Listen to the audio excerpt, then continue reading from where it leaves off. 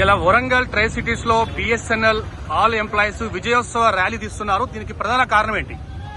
భారతదేశంలో ఉన్నటువంటి టెలికమ్యూనికేషన్ వ్యవస్థలో బిఎస్ఎన్ఎల్ ఒకటే గవర్నమెంట్ సంస్థ.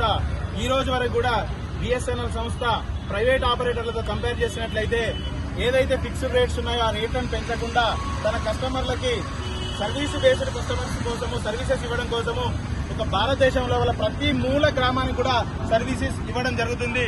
దానిలో భాగంగానే బిఎస్ఎన్ఎల్ సిఎండి గారు మినిస్టర్ ఆఫ్ కమ్యూనికేషన్ ఇచ్చినటువంటి డైరెక్షన్స్ ప్రకారము బిఎస్ఎన్ఎల్ 4G సర్వీసెస్ ను అఫీషియల్ గా లాంచ్ చేయడం జరుగుతుంది.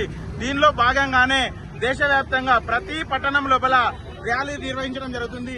ఈ యొక్క ర్యాలీ యొక్క ముఖ్య ఉద్దేశం ఏంటంటే భారతదేశంలో ప్రతి పౌరుడు బిఎస్ఎన్ఎల్ సిమ్ ని విధిగా వాడాలి. ఎందుకంటే భారతదేశంలో ఉన్నటువంటి ఏకైక ప్రభుత్వ రంగ సంస్థ బిఎస్ఎన్ఎల్. ఈ సంస్థకు వచ్చేటువంటి ప్రతి రూపాయి కూడా గవర్నమెంట్ కే వెళ్తుంది. అదే ప్రైవేట్ ఆర్గనైజేషన్ చూస్తే ఈ రోజు తమకు 25 to 40% వాటి యొక్క రేట్లు పెంచడం జరిగింది. ఆ రేట్లు పెంచిన రేట్లు ఒక సామాన్యుడి యొక్క నడ్డు విరిగేటువంటి పరిస్థితులలో ఉన్నవి. అందువల్లనే భారత ప్రభుత్వ సంస్థ అయినటువంటి బిఎస్ఎన్ఎల్ ని ప్రతి వ్యక్తి విధిగా వాడి బిఎస్ఎన్ఎల్ లాభాల్లోకి తీసుకొచ్చి బిఎస్ఎన్ఎల్ ముందుండాలని బిఎస్ఎన్ఎల్ భారతదేశం ప్రపంచంలోనే బిఎస్ఎన్ఎల్ మొట్టమొదటిసారిగా తన యొక్క సొంత టెక్నాలజీతోని అంటే ఇండియా యొక్క టెక్నాలజీతోని 4G 5G సర్వీసెస్ ను లాంచ్ చేయడం జరుగుతుంది. కాబట్టి ప్రతి పౌరుడు ప్రతి సిటిజన్ ఆఫ్ ఇండియా బిఎస్ఎన్ఎల్ యొక్క ఆర్థిక పరిస్థితి మెరుగుపడాలంటే ఖచ్చితంగా బిఎస్ఎన్ఎల్ సిమ్ ని వాడాలి. ఎందుకంటే బిఎస్ఎన్ఎల్ సిమ్ లో కొన్న ప్రతి వ్యక్తికి చెల్లించేటువంటి ప్రతి రూపాయి భారతదేశం యొక్క డెవలప్మెంట్ గా ఉపయోగపడుతుంది.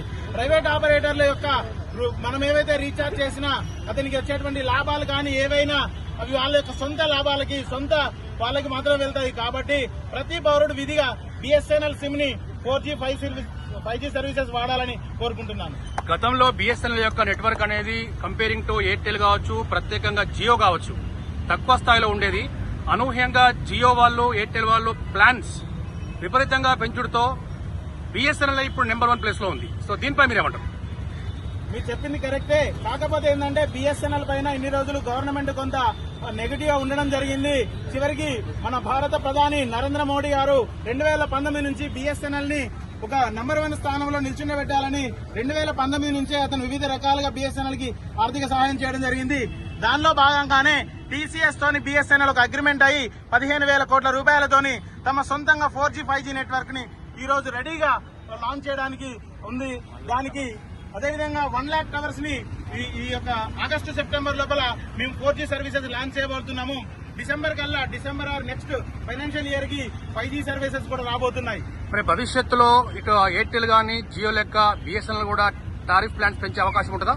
పెంచడానికి ఎలాంటి ఆస్కారం లేదు. ఎందుకంటే ఇది భారత ప్రభుత్వ సంస్థ అంటే భారతీయుని యొక్క ఆలోచన సరళిలో భాగంగానే అందరూ సుఖ సంతోషాలతో ఉండాలి, రేట్లు పెంచొద్దు అనేటువంటి ఏకైక కారణంతో సీఎండీ గారు కూడా చెప్పడం జరిగింది. There are no more increase in the rates అని చాలా మీటింగ్స్ లలో చెప్పారు.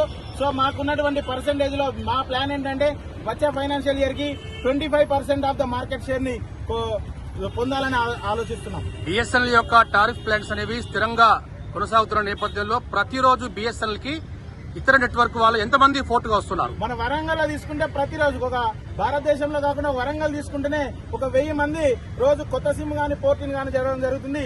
ఇప్పటి వరకు సుమారుగా ఒక 50 లక్షల మంది బిఎస్ఎన్ఎల్ కు రావడం జరిగింది ఈ ఒక్క మంత్ లోనే.